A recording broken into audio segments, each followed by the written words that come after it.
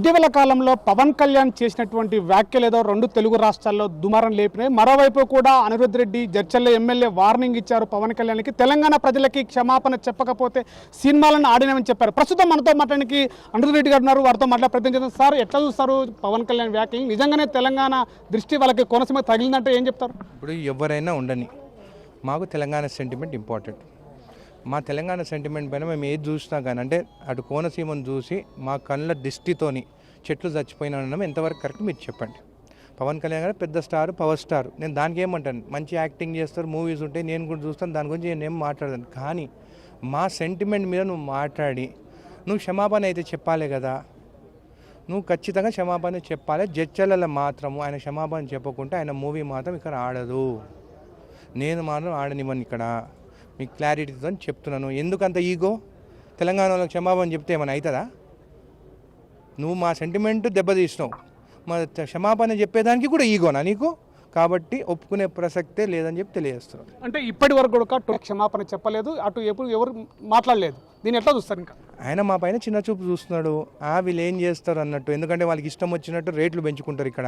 అందుకే నేను కోమటిరెడ్డి వెంకటరెడ్డి గారికి కూడా నేను చెప్పదలుచుకున్నాను, మీరు టికెట్లు రేట్లు పెంచొద్దు, వాళ్ళకి టికెట్ రేట్లు పెంచొద్దు. ప్రొడ్యూసర్ కోసం మనం టికెట్ రేట్లు ఎందుకు పెంచాలి? వాళ్ళు 1000 కోట్లు తీసినప్పుడు వాళ్ళకి దాంట్లో ప్రాఫిట్ వస్తే చూసుకోమని చెప్పు. ఆ భారం ప్రజలపైన వేయొద్దు. రేట్లు మాత్రం పెంచే ప్రసక్తే లేదు. క్షమాపణ ముందు ఆయన చెప్పాలి. అంటే మీరు కూడా పవన్ కళ్యాణ్ ఫ్యాన్ అని చెప్పారు, ఒకవైపు మళ్ళీ సినిమాలు కూడా ఆడనేమంటున్నారు. అంటే నిజంగా తెలంగాణలో పవన్ కళ్యాణ్కి సంబంధించిన మద్దతు ఎవరైనా ఇస్తున్నారు? ఇంకా సమాఖ్యం చెప్పకపోవడానికి ఇప్పుడు ఆయనకు ఎవరు మద్దతు ఇస్తున్నారో, ఎవరు ఆయన ఎన్నుకున్నారో నాకు తెలియదు. నాకు తెలంగాణ సెంటిమెంట్ ఇంపార్టెంట్.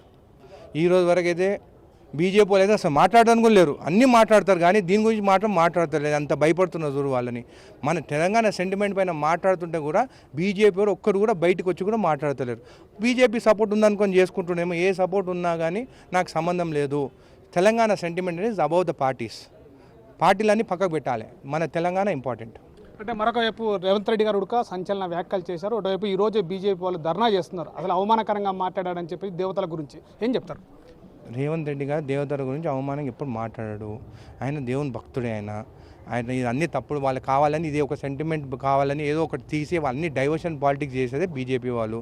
ఇలాంటి చిన్న మానుకొని కేంద్రం నుంచి నిధులు తెచ్చుకునే దానికి పోయి మాట్లాడాను. కానీ ఇలాంటి అన్నీ చేసుడు తప్పు అని చెప్తున్నాను. సో ఇది కూడా పవన్ కళ్యాణ్ ఇప్పటికి కూడా క్షమాపణ చెప్పకపోవడం కూడా ఇది సినిమాలు కూడా ఆడనీయము. ముఖ్యంగా జడ్చర్ల నియోజకవర్గంలో కూడా పవన్ కళ్యాణ్ సినిమాల్ని ఎట్టి పరిస్థితుల్లో ఆడనిచ్చే ప్రసక్తే లేదు. తెలంగాణకి క్షమాపణ చెప్పాలి అని చెప్పేసి గట్టి కూడా చెప్తున్నటువంటి పరిస్థితి కనపడుతుంది. అనిరుద్ధ్ రెడ్డి గారు.